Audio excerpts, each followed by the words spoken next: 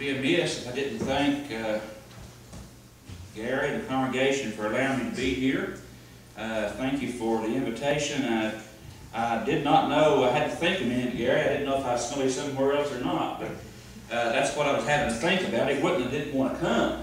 I just had to consider it because ever since I've had that spell, my memory's a little bit different. But luckily, I haven't lost my meanness or my mischievousness.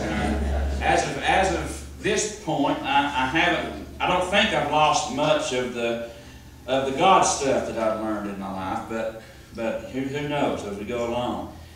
This morning, we're going to spend all of our time in Luke chapter 10. In Luke chapter 10, we find a very interesting account of a lawyer who is talking to Jesus in verse 25, and he's trying to tempt him. He's trying to cross him up, and he's trying to find a way to find fault in Jesus. And he asked him the question, "Master, what should I do to inherit eternal life?" And he said to him, "Well, what's written in the law? You're a lawyer, so what does the law say?" And he answering said, "Thou shalt love the Lord thy God with all thy heart, with all thy soul, with all thy strength, and with all thy mind, and thy neighbor as thyself." And Jesus said, "Well, yeah, that's correct. This do, and you shall live." But willing to justify himself, he said to Jesus, "And who is my neighbor?" Now that's where we find ourselves today. Who is our neighbor? Is he talking about the one who lives just up the road from us in the house beside us? Is he talking about the people who live maybe on our street, maybe in our community? Or is he talking about the people that we see at school and at work and at grocery stores and even out on the road when we're traveling from here to there? I think he's talking about everyone. And who is our neighbor? Well, Jesus answered that question for us. And in this account, Jesus begins a story by telling us a certain man went down from Jerusalem to Jericho. Now, for those of you who are history buffs and geography buffs and things like that, the reason he says that is Jerusalem was up on top of the plateau. Jericho was in the valley. And going down to Jericho, you went down basically, when I think of the rocky and the way that it's laid out, my mind goes to Lee Station Mountain Road. I don't know why. I don't know. It's just out there, and I have nothing against the people who may live out there, but I just soon go Brockdale or Spencer than go down Lee Station Mountain Road because of the shape that it's in, because it's just different for me. But they called it the Bloody Way. And the reason they called it that is thieves like to hide in the crevices of these rocks. And as you would travel from one place to another, you were a prime opportunity for them to come out and to rob you and to take your things from you and leave you dead. And that's what we see here.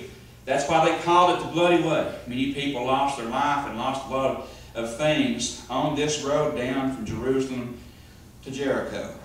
And this poor fellow that he's talking about, Jesus says he went down from Jerusalem to Jericho and he fell among thieves. He did exactly what, as we set the story up, has happened. He fell among thieves, they stripped him of his raiment, they wounded him, and they basically, it says, they departed, leaving him half dead. Not completely, but half dead. Now, we find ourselves today. Let's put ourselves in this scenario. Are there people living in this world today that are half dead? Yeah. I'm not talking about people who are aged up in years. I'm not talking about people who are struggling with diseases. I'm talking about people who are living separate and apart from Christ. Those people who are living in the world and those people who are of the world. They are half dead, spiritually dead. They are not with God. They are not with His family. They have not yet put on Christ in baptism. They are not yet full of the life that Jesus came to give them. They don't have it. They're not alive in Christ. By chance, as it says here, there came a certain priest down the road from Jerusalem to Jericho. And the priest saw him, but he passed by on the other side.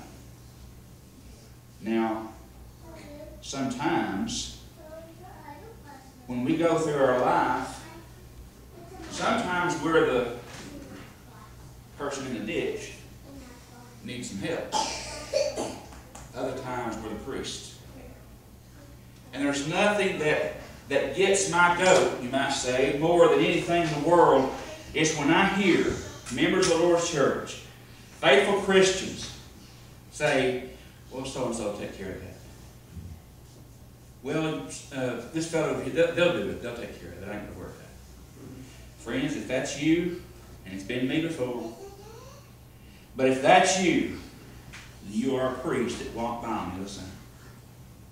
You dropped the ball. We have a responsibility as Christians to serve one another. And when we see a need, friends, we need to jump on that and help any way that we can. And sometimes it don't even mean that it doesn't mean that we have to fix it ourselves. But at the very least, can we not take the steps over to the person who is in need and say, hey, look, I'm here for you. What can I do to help you? What can I do to get you through this? What can I do to help you overcome this? How can I make your life a little easier while you recover? How can I help you in any way? But we want to leave it on somebody else. It's a sad place to be. He goes on to say that there was a Levite. Now, biblically speaking, you may say that a preacher came by first and the elder come by second. A Levite comes through. One who knew the law, one who knew that should be willing to go the extra mile, so to speak, and to help. But you see that the priest went by on the other side. He just turned a blind eye and a deaf ear. But the Levite went a step further. The Levite went a step further. And when he was at the place, he came, looked on him. He didn't completely avoid him. He didn't completely ignore him. No, he went over and he looked at him. He's like, wonder what he could have done. Wonder what he should have done. Why, it's not a question that we have to think about very much, is it? The Levite looked at him. Not my circus, not my monkeys. And passed by. Didn't help him at all. And here comes an old Samaritan. Now the implication here, and it's in Luke chapter 10, reminds you that Jesus is talking to the Jews. The implication is here that the lawyer, being a Jew, being told of the guy who went from Jerusalem to Jericho, it's implied he too was a Jew. Consider your audience. And if you're familiar with how the Jews felt about the Samaritans, you remember when they came in across the Jordan and began to take over the land of Canaan, the command was not to intermarry and intermingle with the other people. It wasn't because God was racist. It was because God wanted to preserve His Word. Because He knew when they went in and they began to look at other communities, other false gods, they'd turn over to them and turn away from God. That's exactly what God had planned. Not that He was against anybody. But He told them to go in and lay waste. They didn't do that. They went in, they took the land, they began to intermarry, and here you have a mixed race of people called the Samaritans. The Jews, by and large, looked at the Samaritans as not second class, but third class citizens. There was a bitter hatred for the Samaritans. And the roles were reversed. And it was the Samaritan laying in the ditch. Would a Jew have helped him? Likely not. But here we have a Jew laying in the ditch. He's been beaten. He's been left half dead. 2 men have already passed of his own race and of his own belief and have left him, done nothing. And here comes a Samaritan with nothing at all to gain out of the situation. Nothing at all. And he looks on a man who likely would pass him on the street. If he did pass him on the street, would turn his nose up and look the other way.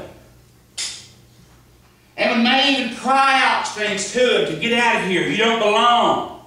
We don't want you here. The Jews were so against the Samaritans that when they would travel from one place to another, they wouldn't go as the crow flies a straight line. They would avoid Samaria at all costs and go a long way around just to keep from going through the land of the mixed race of people. That's how much the Jews hated the Samaritans. But this Samaritan man walks by. He walks over and he sees that Jew. And he says, well, I just don't think I'm going to help you. And he keeps on going. I don't know how it says that's yours. No. It says a little word there here in this verse. Verse 32. Sorry, verse 33. As he journeyed, he came where he was, and when he saw him, he had compassion. Compassion. Well, that's a big word. And I ain't just talking about numbers of letters. Having compassion on those who are in need. He went to him, bound up his wounds, putting in oil and wine, set one of his own beasts, and brought him into the next town. Took him to the inn where they take care of him. Not only that,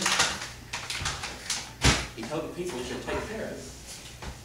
Whatever you spend, when I come back through, I'll pay you back. I will honor the debt. The man likely sitting there. I wonder what the desk clerk at the inn thought when this Samaritan brought this Jew in. And went as far as to say he obviously saw that he had doctored him up. He poured in oil and wine, tended to his wound, put him on his own beast, took him into the city. The clerk was probably sitting there thinking, what in the world's going on here? Because this guy that you're taking care of, in all likelihood, despises the very being that you have. And but yet you're going so far as to take care of him. Not only that, you're going to pay for his care.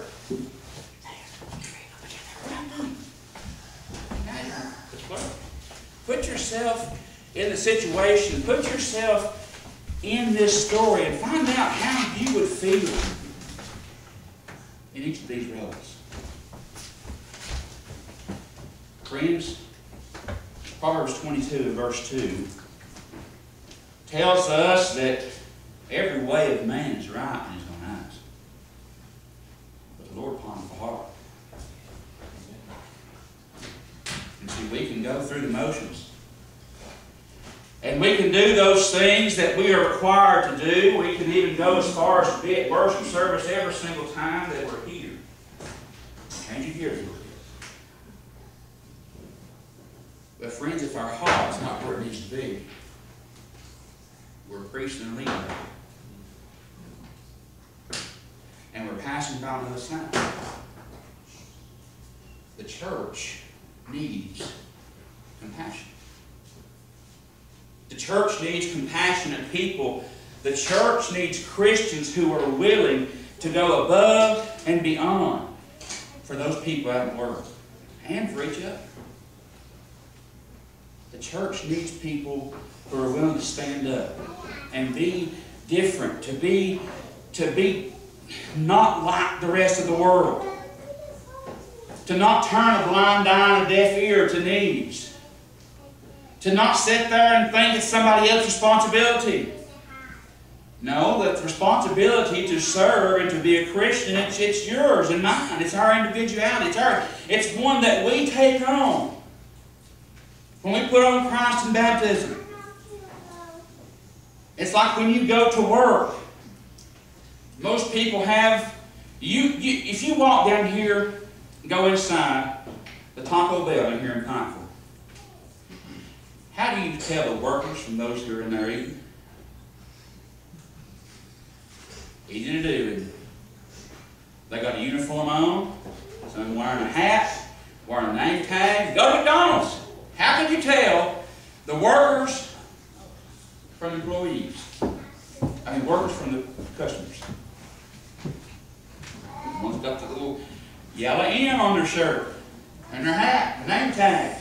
You know, one thing, Gary, used to bother me is I used to wear khakis all the time. And my wardrobe has a lot of blue. And I can't tell you how many times that I have wore my khakis and my dark blue shirts to Walmart. And people have walked up to me, where can I find this item, this item? Used to, I would say, I have no idea.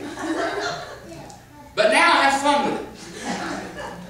There are times when I go to Walmart, people will come up, where can I find the Q-tips? Well, you go down here to Automotive and go this way and make a big loop down to the toys, and you'll come back up and they'll be on your left. I don't have any idea. And you know, sadly, sometimes people would follow that. And I would pass them making the loop. I've not found the Q-tips yet. I don't work here either. There's an identifying factor with those people that work in places that set them apart from the rest of the world. And the same thing is true for Christians. When we are baptized into Christ, Galatians 3, verse 27, we put on Christ. So when people look at us, it should set us apart from the rest of the world. And if people are not seeing the difference in our life, we've got a problem, church. If people cannot see Jesus in our life, in our speech, in our conversations, in our actions, we've got a problem, church. If the world can't see that, people should not have to look at our social media accounts to find out what faith we are a part of. People should not have to ask, are you a Christian? At work, Sunrise, I hadn't asked you this yet, but I asked the other girls there. One day I turned around and looked at them, knowing that's going to make them uncomfortable when I asked a question like this. But I looked at them and I said, serious question. Okay? And I'm not serious. It's a serious question. Okay. Have you ever called on the Lord?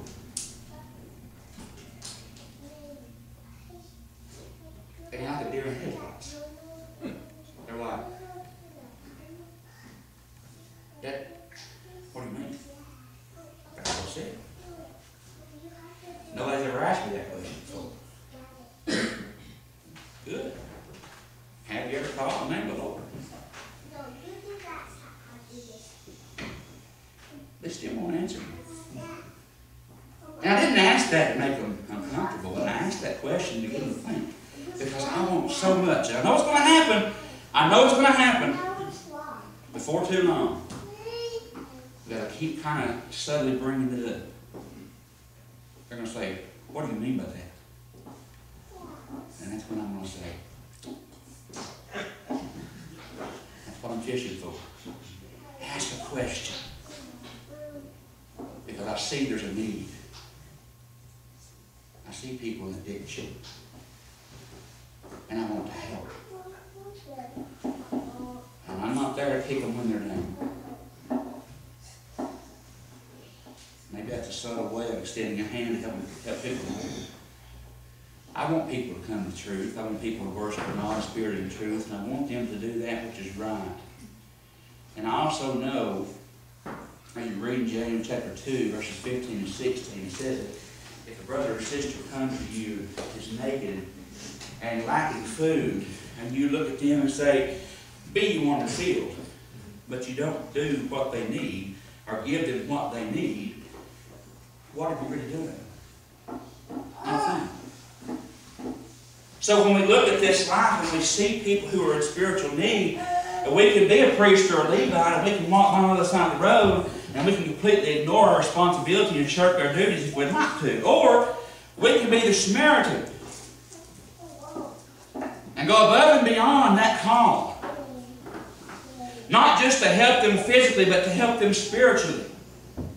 To ask the questions and to make the comments and to make the replies that would show them that there is a better way in this world than hatred and bitterness and anger and wars and fightings and shootings and abuse. See, when you look at the world, as I prayed a second ago, there's a lot wrong with it.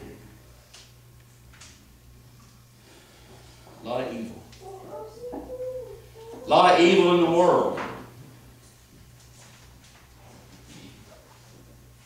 But there's also a lot of good. You know how I know that? All the way back in Genesis, when it said God created the heavens and the earth, and when He created the beasts of the field and the fowls of the air, and when He created the waters and the firmaments and the midst of the waters, and He divided the waters and the waters, and He made the day and night, and then He made man in His own image. It says at the end of all of that, God saw that it was good. There's good in the world. I hope and pray part of that goodness in the world is me and you. And that we are taking very seriously the responsibility that we have as Christians. Jesus said, I am the light of the world. But you know what Jesus said about us? We're singing the song VBS. We just finished VBS up at Bethel. This little light of mine. Hide it under a bushel. And the kids, no! I'm going to let it shine. I'll run the neighborhood. I'm going to let it shine. I won't let Satan get out. I'm going to let it shine. Jesus says of us, a city that's set on a hill cannot be hid. Neither men light a candle, put it under a bushel, but leave it out till it gives light to all the whole house. We, as Christians, are the torch bearers to take the light into the world, to share the light and the gospel with people who are living separate and apart from it. And if there was any other challenge that we had in this world, if there was any other verse we could go to, if there was one particular thing that I could tell you right now that should wake us up as a church, as an individual, James 4, verse 17. To him that knoweth to do good and doeth it not, to him it is sin. Are we being the difference? Or are we going through the motions? Now let's change gears again.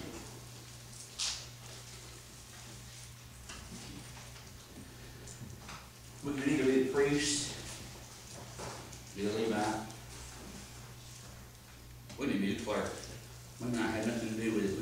watching people do good. Sometimes we're the one in the ditch. We're afraid to admit it. We're afraid to own that. We're afraid that people are going to look at us differently. We are ashamed to ask someone for help. We may be worried that they will judge us for what we've done. Friends, I'm going to go out on a limb here, and I'm going to say that we've all been in a ditch. It could be we're in one right now. And we're looking for a compassionate Christian to come by and extend a hand and lift us up. It could be that we are so down in our life that we struggle every morning to find joy. I love the fact that you mentioned the fruits of the Spirit this morning, Gary. Love, joy, peace, patience, kindness, goodness, faithfulness, gentleness, and self-control. That's what a Christian is. Even if we are Christians, we could still be living in a ditch. I want you to think for a second of your own life.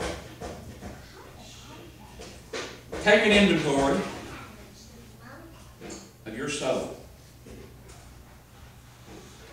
And in the following moments, I want us to picture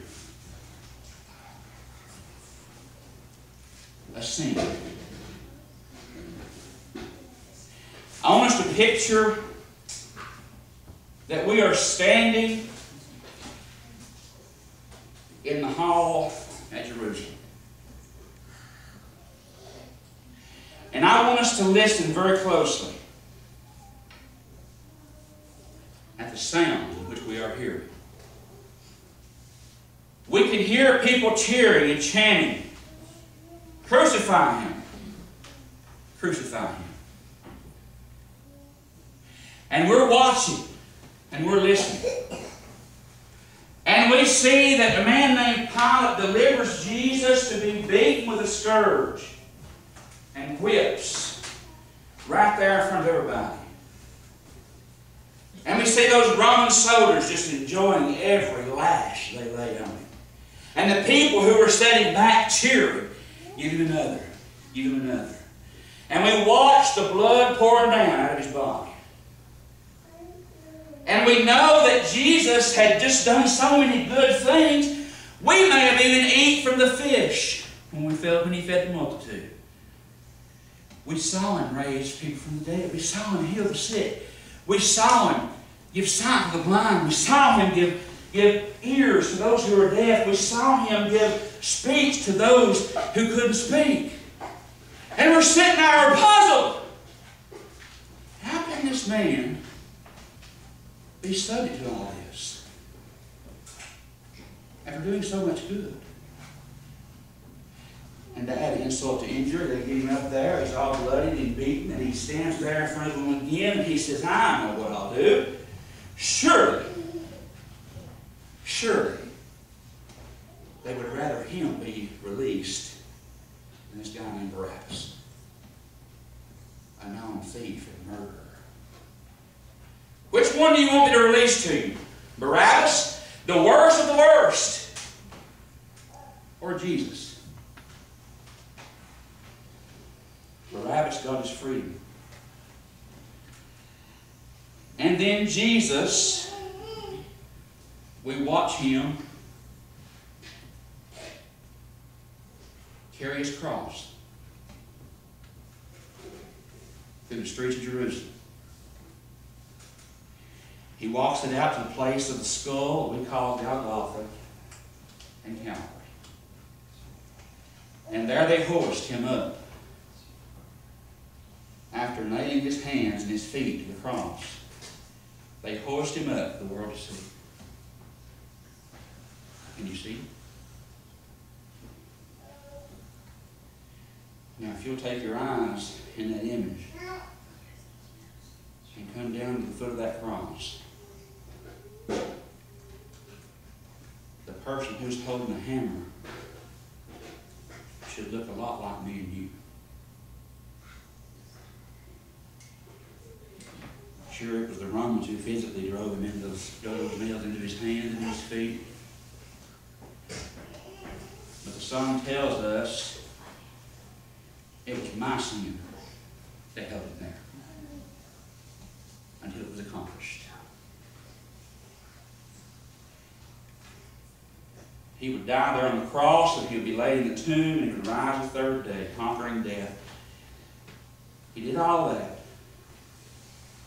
after leaving his throne in heaven, would come down and endure all that for me and for you. And if you are in a ditch this morning, there is your hand that's extended to you. He did that because he loved you. He did that because he wants you to have a better life. And he did that because he knows you don't have to exist in this life bloody and hurt and scared in a ditch. Because he had compassion on us and died to pay that ransom for us. If you are subject to the Lord's invitation, we beg, please, and pray, make it known while we stand and sing. Jesus is tenderly calling me home.